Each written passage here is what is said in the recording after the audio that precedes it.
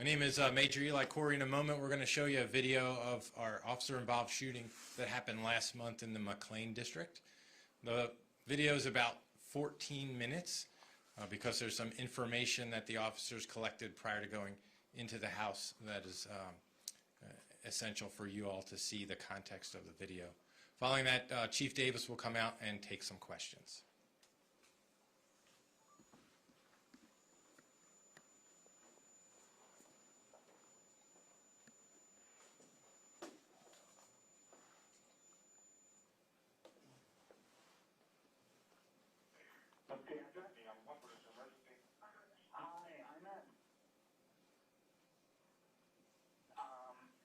We had an incident earlier where we called, we have one of the family members here is having a bit of a psychotic break. There were a couple of officers here earlier and they weren't able to find him. He was upstairs and he's here now and he's throwing some stuff right now. So if we could get a dispatch here, that would be helpful. I don't know the names of the officers who were here before, but I can get those. But okay, hold on one second. So is it coming up as an address?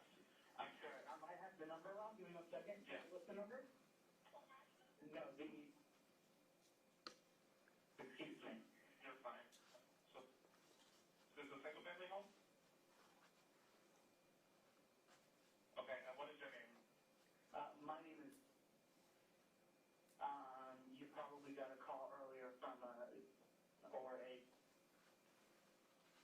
Gotcha. Okay, and what is your phone number?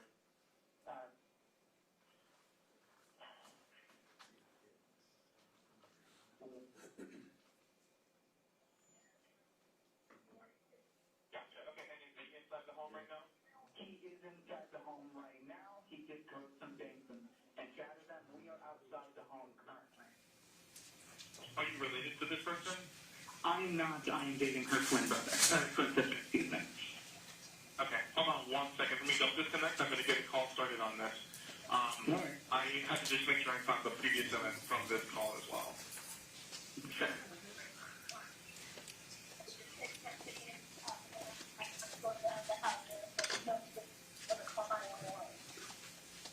Is anyone injured at all? Is he just like in the home? No one's injured. He's just in the home doing that. I haven't heard any crashes since we have left, so he might have calmed down, but he, is a little frazzled and mentally unstable right now when someone is inside the house.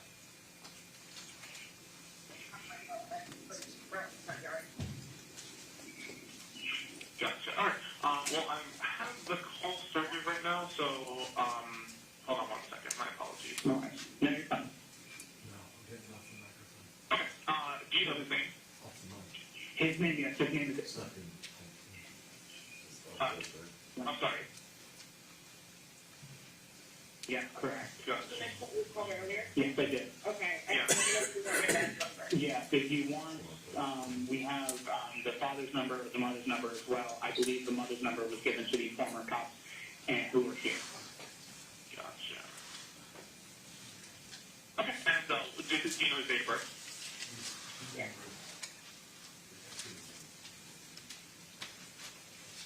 Gotcha. Okay. And the last name was. Yeah. Gotcha. And I'm just asking for a description of just in case he leaves. Is he white, black, Asian, Hispanic? He's white, about 5'6", short. Cut hair, just a t-shirt. Yeah. T-shirt, don't remember the color pants, but he's, white. Yeah.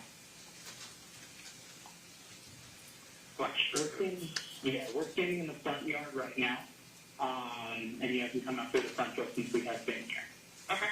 And does he have any weapons in the home? No weapons of any kind inside the home. Is he under the influence of drugs or alcohol? No, he is not. No? Okay. Gotcha. Okay, and does he have a history of mental illness?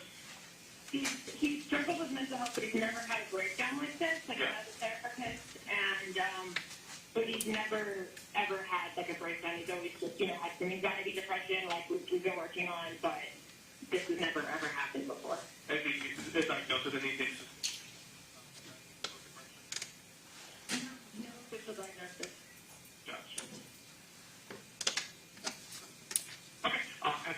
home or upbeat had COVID or had any symptoms in the last 14 days? No.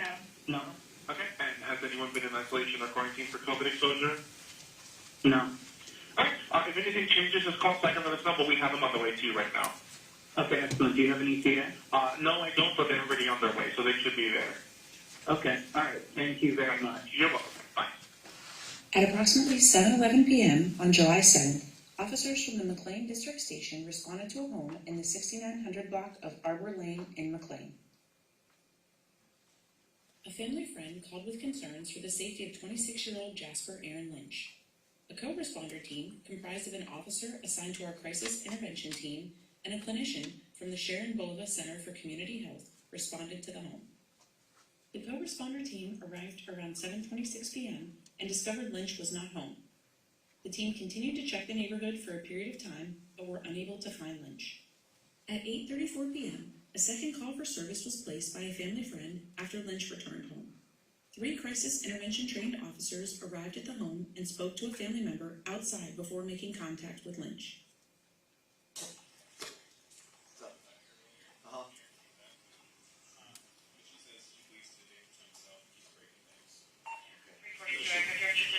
What happened prior? He was doing the same thing, breaking things, and we tried to come and find him, but he was gone. We just got in from New York and came to the house. I came in and just said, hey, it's me, your sister, and he was at the top of the stairs. And then he was just saying, oh, is Luna there? I had no idea who he was talking about. And I said, I don't know, like, do you want to stay there? I stay here, what helps? And then we had pictures by the stairwell. He started picking him up and throwing him over the stairwell. And then said, call 911, and my boyfriend and I got out. What did he see? Go ahead, go.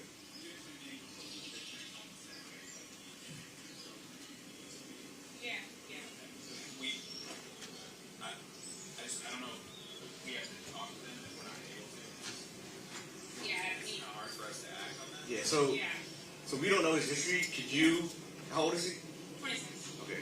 Yeah. Could you, I know, I'm not trying to demean him or anything, but could you explain to us in your own words, based on you knowing his brother, why you think he is a danger or he's unable to take care of himself or something like that? Yeah. You know his history and stuff like that. Yeah, he's had issues in the past. Just he was trans male and came out several years ago, and then been seeing a therapist ever since. And he's been living with family members just to help him feel okay in terms of identity. And he hadn't had any like dissociations or hallucinations before or anything leading us to believe he was detached from reality. Mm-hmm. His therapist had reported some like, slight concerning thoughts, but nothing to injure himself or others. And then he was seeming to do better. My parents were with him. They thought he was doing great. They went out of town. And then he found someone very, very close to him, like a previous girlfriend that he really close with. He died, and now he has become like hallucinating. I was on the phone with him when I was on the train back, and he was saying, there are people out to get me. I'm scared. I'm terrified. Like, we need to call 911. I don't know what to tell you. There's people controlling my thoughts. Just like kind of schizophrenic type episodes. And I had a friend come over, Sharon, who was close by just to see if Sharon said that might be okay. And when she came by just to be with him, he started shouting at her and breaking things. So that's his first 911 call. We've never experienced that behavior before. He'd never even been violent or explosive like that. Okay. What is he diagnosed with? We don't have an official diagnosis. We think so maybe somewhat dissociative identity, but like he's never had like an official diagnosis. So one thing is,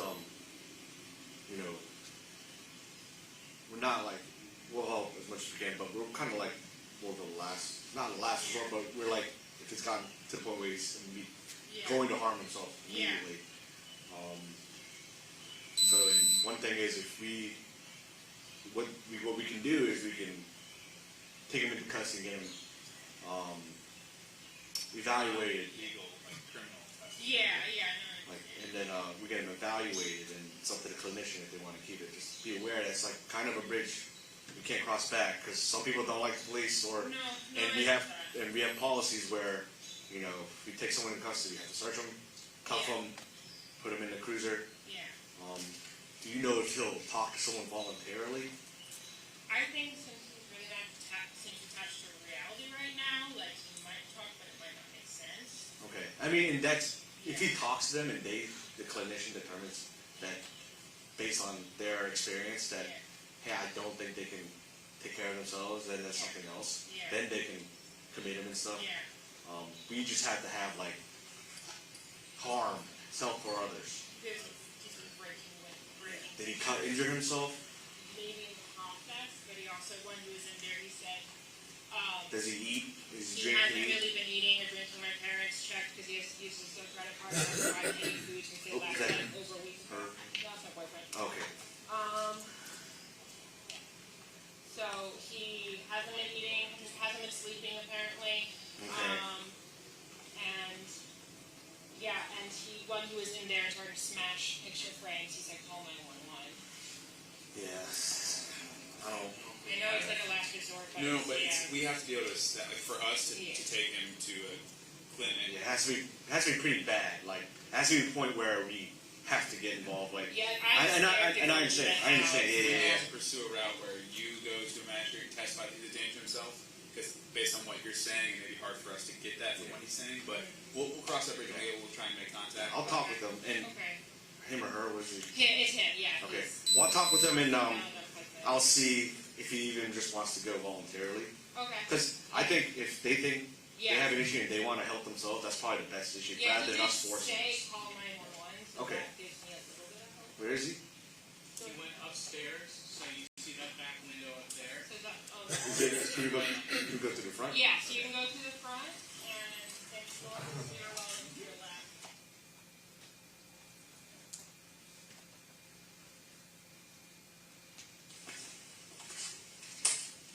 Yeah, mom gives permission to that. Okay. Hey, Aaron? Hey. Hey, bud. Put it down. Whoa, bud, put it down. Put it down. Put it down. Put it down. Put it down. We don't. Can you put it down, It's okay. Can you put it down, please? Aaron, you're all right. 320 alcohol, check, please. But it's okay. You're not in trouble. Hey, you asked to call for us, remember? Okay.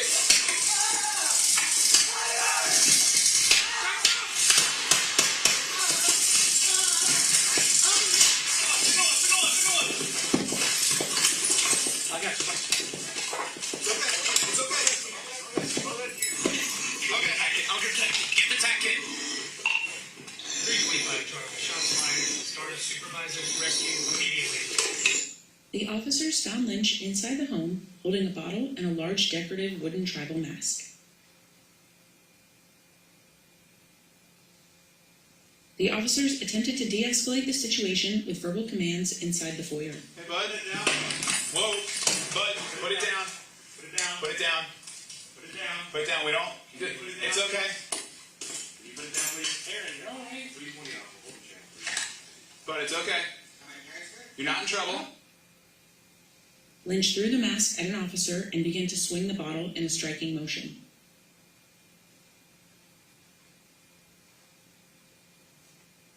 Lynch ran towards the officers while swinging the bottle. Two officers deployed their electronic control weapons but were unsuccessful at stopping Lynch. One officer discharged his firearm, striking Lynch 4 times. Officers immediately rendered aid until fire and rescue personnel arrived. Lynch was pronounced deceased at the scene.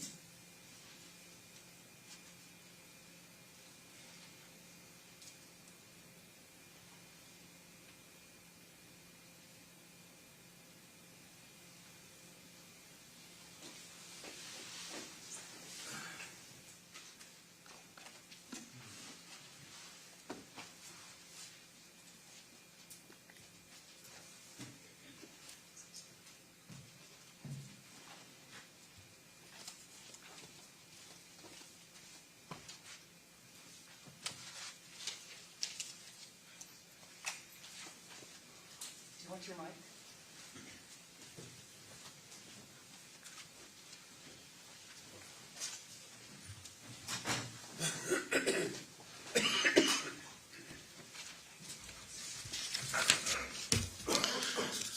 Good afternoon.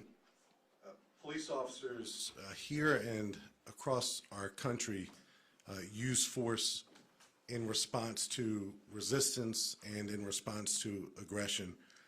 And every time we do, our profession takes it more seriously than ever before in our profession's history. On the occasions when police officers use deadly force, it's always a profoundly sad event.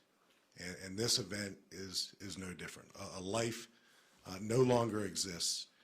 And because a police use of deadly force was involved, we, again, take it very seriously, and we conduct a thorough criminal and a thorough administrative investigation, and we work in partnership with the Commonwealth's Attorney's Office.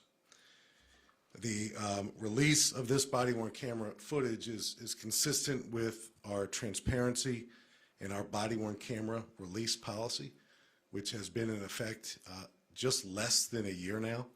But our commitment is each and every time we have an officer-involved shooting and it's captured on body-worn camera, that we will release it to our community within 30 days, and this instance is no different.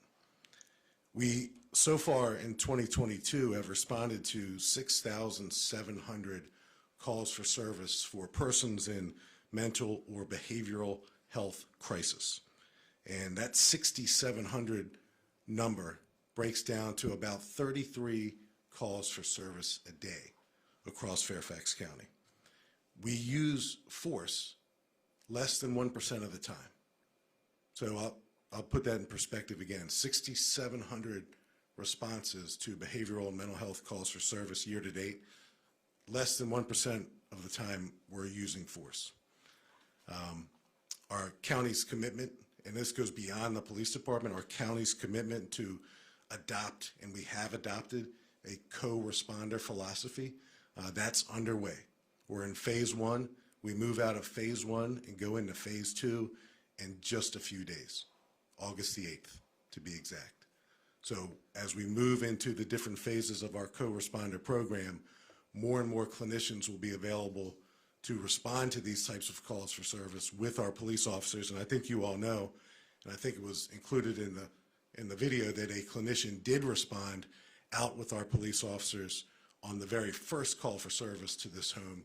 And then about an hour and a half later, that clinician had moved on to another location at the conclusion of his tour of duty to complete some administrative paperwork. That's the only reason why a clinician was not in a place where he was able to respond with us to the second call for service. And then I'll end before I take questions, kind of emphasizing what is being spoken about a lot nationally, certainly regionally, locally, the 988 number. So, you know, we are committed, and I know that the chairman of our Board of Supervisors has recently spoken about the importance of the Suicide and Crisis Lifeline. Dial 988, certainly dial 911, but 988 is also an alternative, and that's something that we want to continue to draw attention to and promote as well. So I'll take any questions that you may have. Could you just, where are these two parallel investigations, where do they stand at the moment, the criminal and the administrative investigation? So Paul, they're underway. You know, one of the things about having a release policy, and ours is 30 days, and that's our policy. I think, you know, our partners in MPD have a 5-day release policy, and I think that's statutory, but our commitment is 30 days, and we're at day 28 right now. So we are still in the process, the investigative process on the criminal investigation side. Our Major Crimes Bureau is conducting that, and the administrative investigation is being conducted by our Internal Affairs Bureau. Major crimes detectives are working hand in glove like they always do with the Commonwealth's Attorney's Office. As we receive investigative updates and information, we share those in real time with the prosecutor. So this is a process. Each and every OIS here or elsewhere is different. This one is going to take a little bit longer to assess and investigate. The circumstances are different, and you all have undoubtedly seen a number of these body-worn cameras depictions for either critical incidents like an OIS or otherwise, and some are more clear than others. This one isn't exactly as sterile because there's a lot going on. There's a lot going on in, that the camera captures, and there's a lot going on that our investigation will concentrate on that's not within the view of the cameras. So this one's going to take a little bit longer to investigate, and when we reach those investigative conclusions, we'll come back, Paul, and share that with the community as well. Yes, sir. What's your department policy on clinicians responding to mental health calls? And also, how many clinicians do you have on staff during one time period? So, like I said, we're in phase 1 right now. So by the time we get to phase 4 of our co-responder program, we'll have about 16 clinicians riding with police officers. Right now, we have one clinician that is available on certain days and times of the week that rides with a police officer. As we move into phase 2 of our co-responder program, we'll add a second co-responder as well. And then we'll move into phase 3 and phase 4. By the time we get to phase 4, we'll have 16 clinicians available, probably 8 working at any given time that will ride with police officers, and they'll be deployed throughout the county, because those 6,700 calls for service exists in all 4 corners of Fairfax County. But your officers are trained in crisis response and de-escalation. Absolutely. So I'm glad you asked that. So the Commonwealth of Virginia recommends that at least 20% of a police department's personnel be trained in crisis intervention. We are more than double that in Fairfax County. And in fact, all 3 of the police officers at this scene, and hopefully you saw that there were 3 police officers here, 2 deployed their electronic control weapons or their tasers, that's the brand name, and 1 deployed his firearm. All 3 of those officers are fully trained in crisis intervention, and it is a 1-week class. It's a specialty type of training that requires enhanced training and retraining. So all 3 of these officers are CIT trained. Paul? Chief, just from looking at the video, some people who will see this video may ask 2 questions. You got 3 on 1, guy's got a bottle. Why not just try and take him down without deadly force? And secondly, it looked like the officers had just come in the front door and he was there in the living room. Couldn't they have just retreated? So let me chop that up a little bit, Paul. So the de-escalation, and we require de-escalation as a matter of policy. We train our police officers to de-escalate. And in fact, and I think you're aware of this, we're right now engaged in the gold standard use of force training that our country has to offer, called ICAT training, integrating communications, assessments, and tactics. It's a police executive research forum, gold standard training that was developed back in 2015 based on a UK model of force. And it goes beyond de-escalation. It emphasizes and trains our officers to take advantage of time and distance. It's de-escalation training on steroids. So I think as you watch this video, and again, we're going to share it in its entirety with everyone, you see the police officers using this young man's name. And they're telling him repeatedly to put the objects in his hand down. And the objects in his hand include a champagne bottle and what amounts to a wooden object. And you can see the wooden object thrown at our police officers. That wooden object later turned out to be some type of decorative mask that's usually hung on walls in homes. So the police officers, their presence and then their repeated demands for Mr. Lynch to drop what he had in his hands amounts to verbal de-escalation. And then when the electronic controlled weapons or the tasers were used, that less lethal force, I think, is another progressive effort to use less than deadly force to handle the situation. And again, this is still under investigation, so I want to be very careful not to offer any assessments or any opinions, but I think it's clear to see from the video that that was a very active and chaotic incident. And I think it's fair to say that Mr. Lynch, as he ran toward our police officers, and again, this is all being investigated, was an aggressive act. So it was a very difficult circumstance for police officers to deal with. That was a scenario, and you saw our police officers talking with his sister and talking with her boyfriend. We could not, absolutely could not have walked away from that incident. You know, we have a duty to care. And I think the police officers asked so many questions, and I know it took a little bit, and probably several minutes, but we wanted to include that to demonstrate that our police officers are making every effort to ask the right questions, because we just don't arrive on these scenes where someone's in crisis and, absent any additional information, go into someone's home. You know, those days are long gone. So certainly, I think our officers, you know, were confronted with a very chaotic and dangerous situation. But again, the investigation, it's still ongoing. And again, we're only 28 days into this. Will eventually speak to those other issues, Paul. Are you able to say, Chief, why the tasers were ineffective at this point? So that's going to be all part of the investigation. If you pick it up on the video, there's two laser dots. One is red and one is green.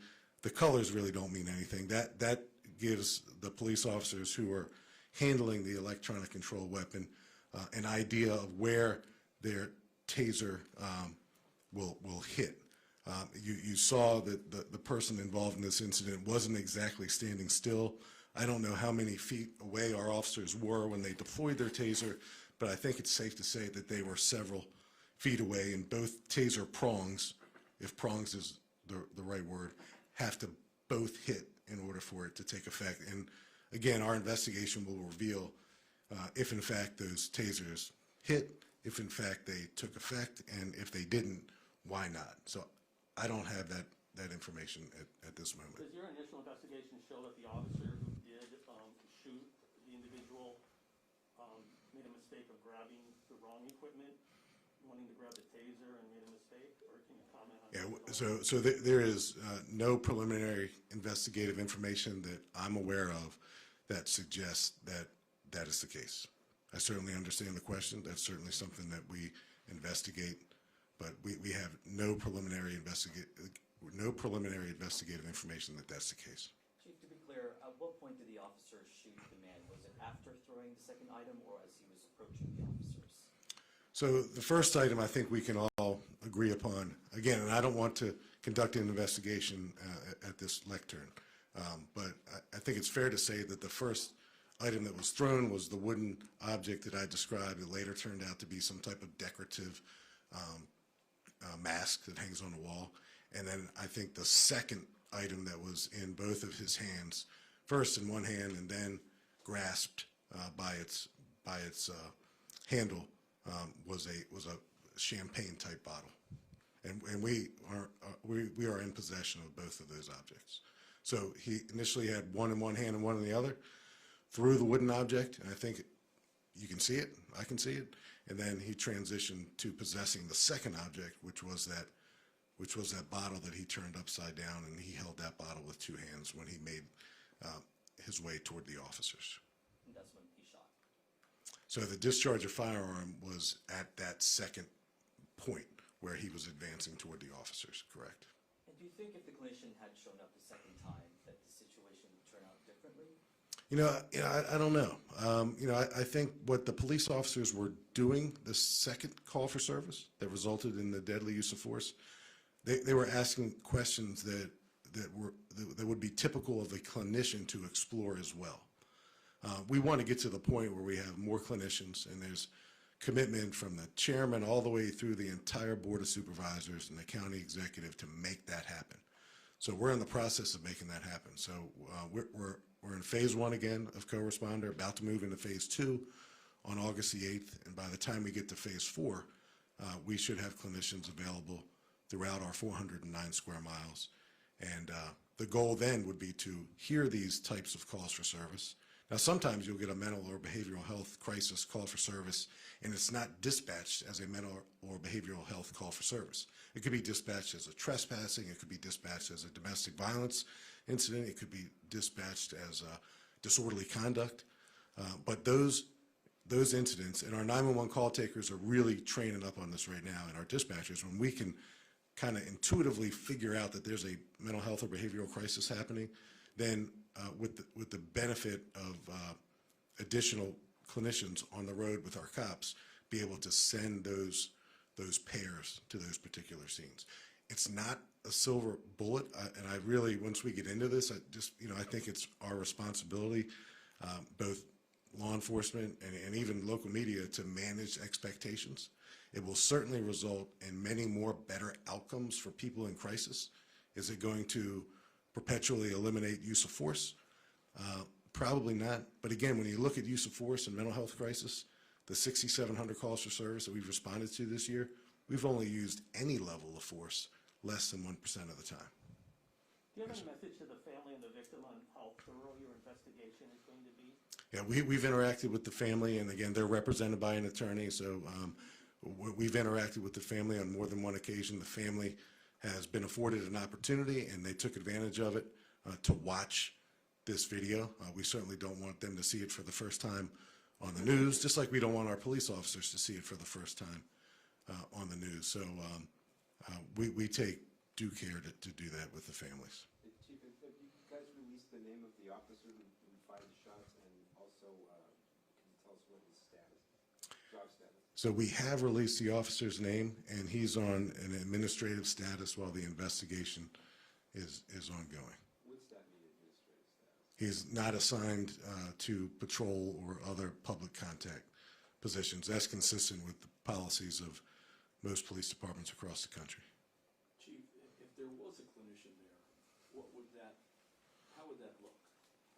Yeah, I don't want to go too deep down the hypothetical hole, but I think what would happen in a situation like this, because we certainly want to, and we are developing right now what will eventually be a world-class training experience for all of our clinicians, because we're not asking our clinicians to stand in harm's way.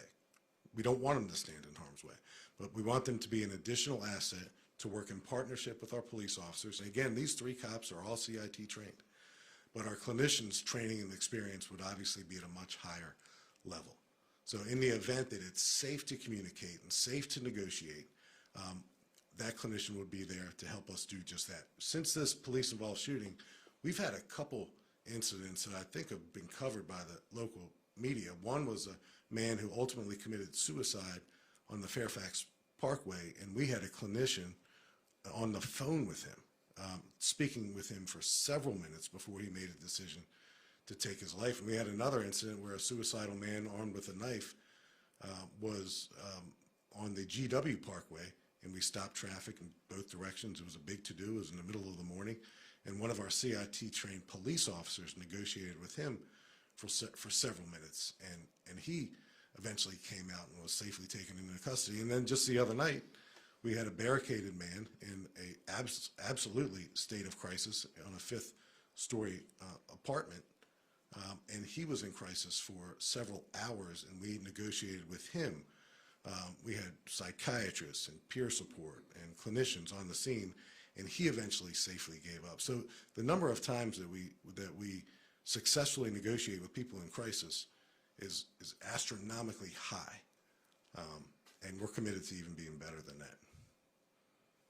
And then do you have a comment on what happened with the shooting with the detective in 7 Corners 2 days ago? Just the other night, and actually the barricade that I mentioned, that was still going on at the same time, literally a stone's throw from that officer-involved shooting.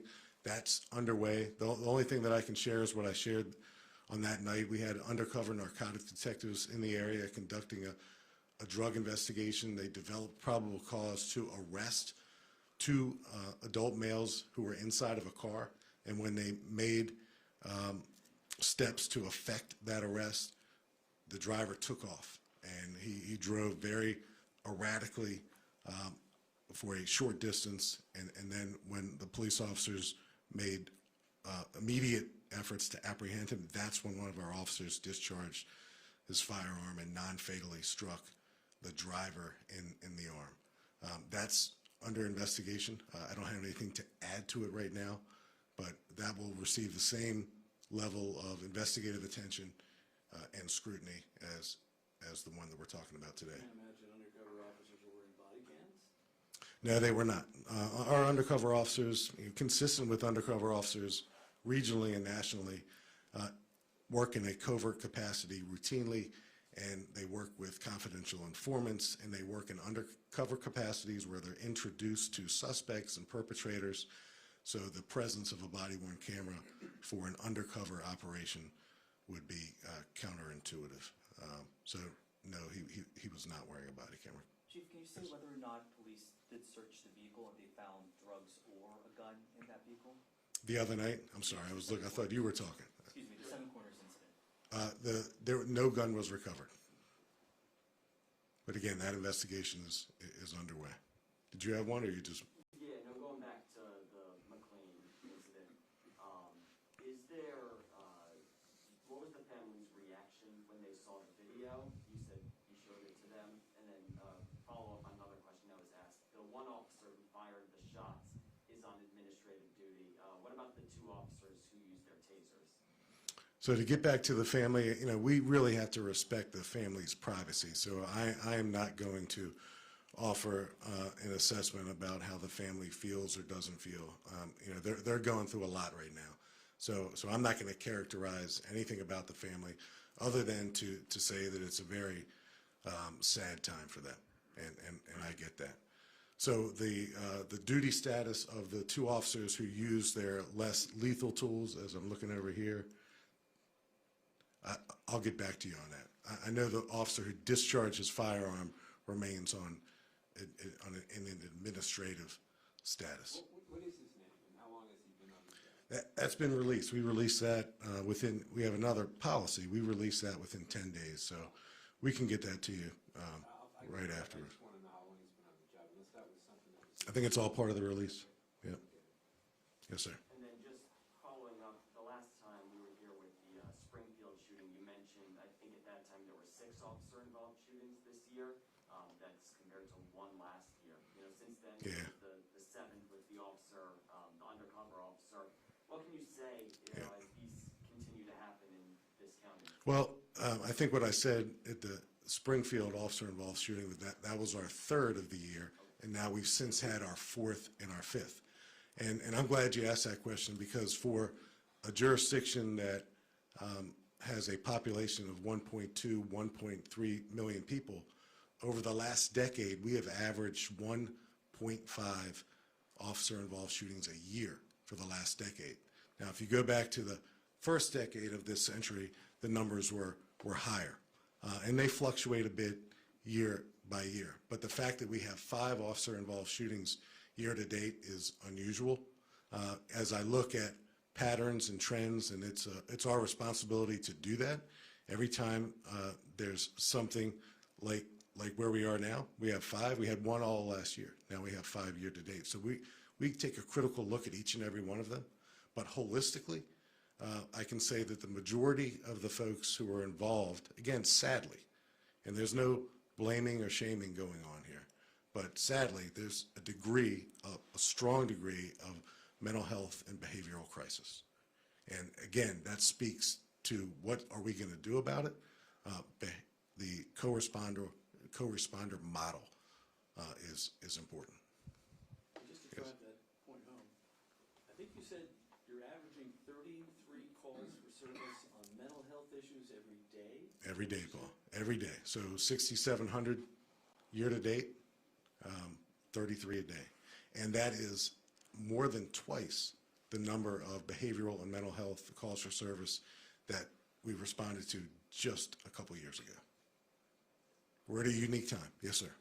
In the video, Mr. Lynch asked if his parents are there. So just to confirm, this was his parents' house? It was his parents' home, and they were not home. I don't know why he asked that, but he certainly does ask that.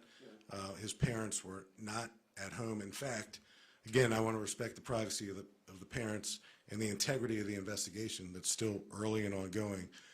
Our clinician had communicated with the parents on the earlier call for service, an hour and a half before this call for service.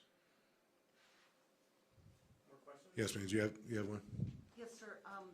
Christy, right? Yes, thank you. Okay. When the community sees this video, they may find it disturbing, and so I know you started off saying this initially, but just maybe your message to the community about this loss of life?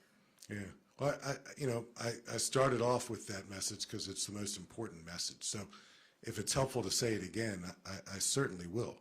And we can't say it enough. Can't say it enough. Any use of force that's depicted on video, particularly any deadly use of force, certainly is tough to watch. It's tough to watch. And it's tough for us to watch. It's tough for you to watch. But it's even tougher for the family to watch. So our message is, anytime we have to use force, particularly when it comes to trying to help someone in crisis, and again, we only use force less than 1% of the time.